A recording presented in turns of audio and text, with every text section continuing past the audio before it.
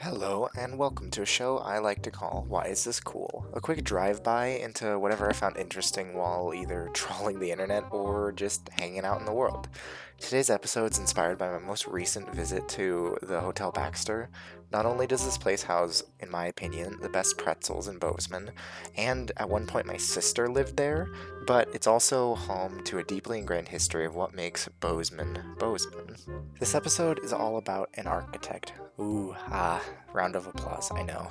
Maybe that makes it sound less interesting than it is, but this guy practically built what we recognize as Bozeman today.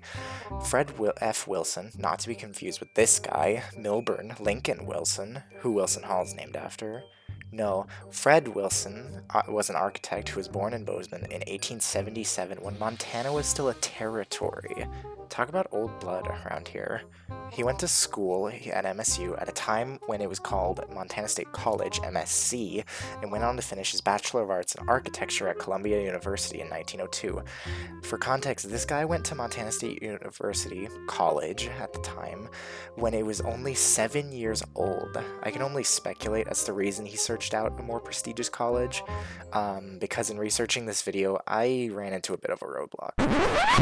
I decided to dig around in the archives at MSU, shout out to them for being amazing people and being accommodating, to try to find out why he left his home university, but his handwriting looks like this, and although beautiful and well put together, cursive is all but unreadable to my digital age eyes. It is clear, however, that he didn't leave out of any distaste for Montana or Montana State College.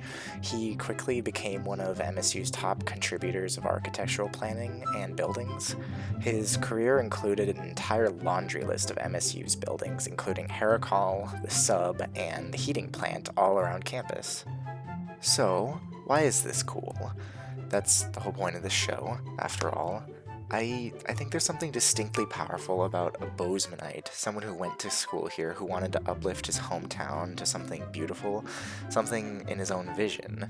Sure, the rather square brick buildings of Wilson's designs may look something like you'd hear about in a fairy tale about pigs and wolves, but they were very impressive for their day, drawing inspiration from the greats of Europe on his tours.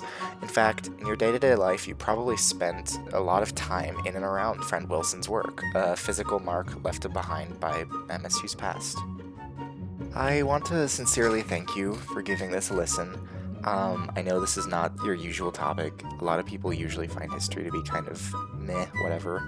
So I want to thank you guys a lot for giving it a listen and a watch, and I hope you found it entertaining and at least a little bit interesting. Thank you.